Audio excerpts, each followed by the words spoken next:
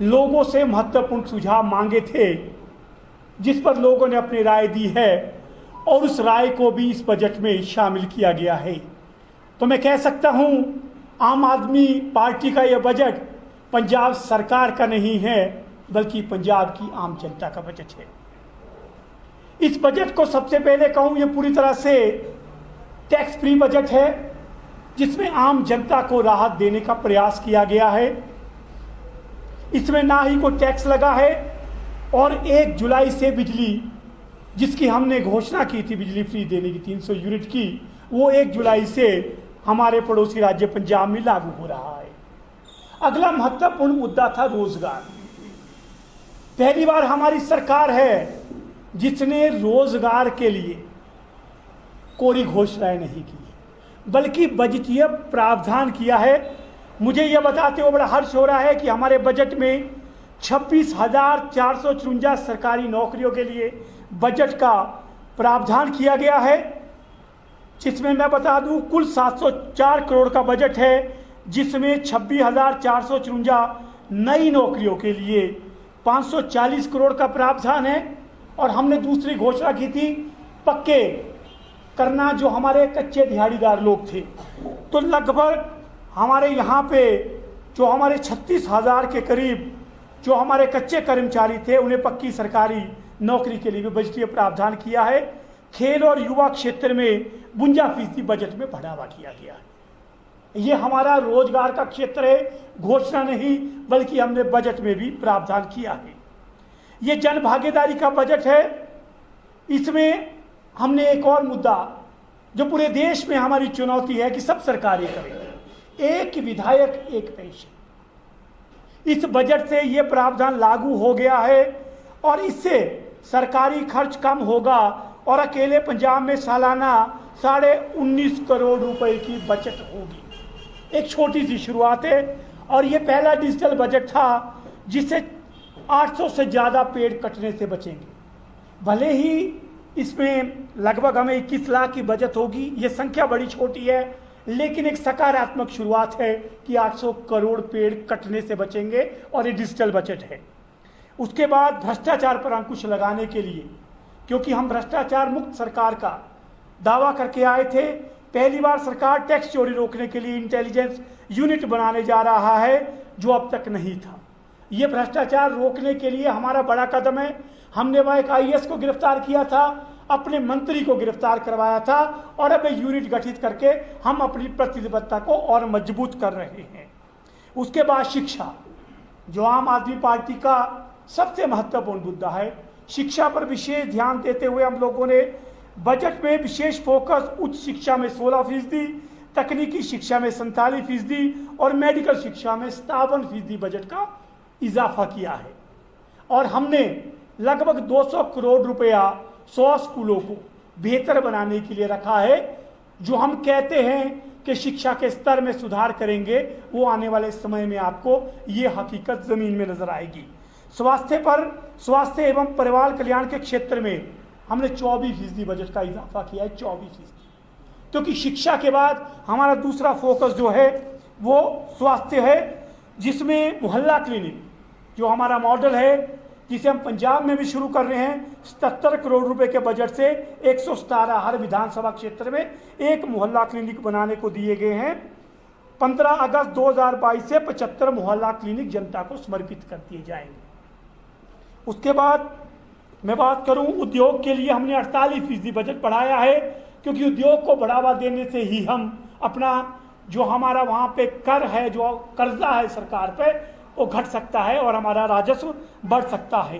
किसानों के लिए हमने 11,560 करोड़ का बजट दिया है, ताकि पंजाब जो पूरे हिंदुस्तान की शान है, जहाँ से पूरे देश को एक संदेश जाता है हरित क्रांति का और जय जवान जय किसान का नारा, उसे मजबूत करने के लिए सबसे अधिक बजट 11,560। प्रशासनिक सुधार के लिए 64.94 करोड़, जिसमें हम डोर स्टेप डिलीवरी, जिस तरह से आप लोगों को हिमाचल प्रदेश में सर्टिफिकेट लेने के लिए सरकारी दफ्तरों में जाना पड़ता है, लेकिन पंजाब में हम डोर स्टेप पर सरकारी सुविधाओं को देने की शुरुआत करेंगे। उसके लिए इस बजट की व्यवस्था की गई है। पंजाब का सबसे महत्वपूर्ण मुद्दा है लॉ एंड ऑर्डर, जिस पर सबसे ज्यादा सवाल उठते हैं। तो मैं कहूं कि पिछले 10 सालों से पंजाब पुलिस को आधुनिकीकरण के लिए कोई बजट नहीं दिया जाता था। ना जाने क्यों पंजाब की सुरक्षा पर कभी ध्यान नहीं दिया गया।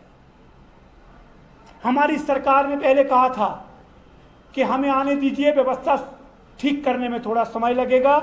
तो लॉ एंड ऑर्डर के लिए, जिसमें पुलिस फोर्स का आधुनिकीकरण, सीसीटीवी, साइबर क्राइम को मजबूत करने के लिए हम लोगों ने 9,449 करोड़ का बजट रखा है, जिससे मैं आपको ये इस मंच से बताना चाहूंगा कि आने वाले समय में आप देखेंगे एक मजबूत पंजाब ना केवल प्रशासनिक बल्कि सुरक्षा की व्यवस्था से भी आपके सामने आएगा। महिलाओं की सामाजिक सुरक्षा के लिए 7,437 करोड़ व ग्रामीण विकास जो रीढ़ की हड्डी है उसके लिए हमने 23,948 करोड़ रुपए का प्रावधान किया है।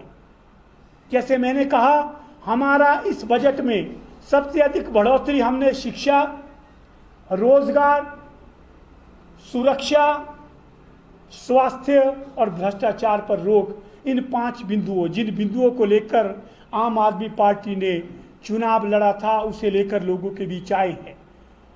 हम एक बात स्पष्ट कहना चाहते हैं कि हम जो कहते हैं वो करके दिखाते हैं, और ये हमारा वो पहला बजट है जो लोगों की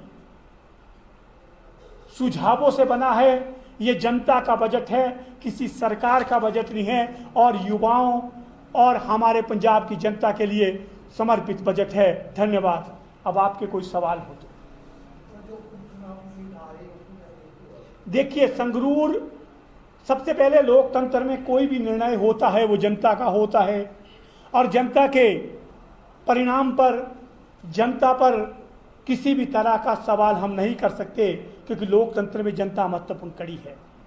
लेकिन संगरूर उपचुनाव में सबसे महत्वपूर्ण बात मैं ये बताना चाहूँगा कि वहाँ हमारी वोट प्रतिशतता लगभग वही है जो हमने पहले दी थी। लेकिन ना जाने क्यों हमारे जो विरोधी दल हैं उनकी वोट प्रतिशतता में 20% से लेकर 28% की गिरावट आई।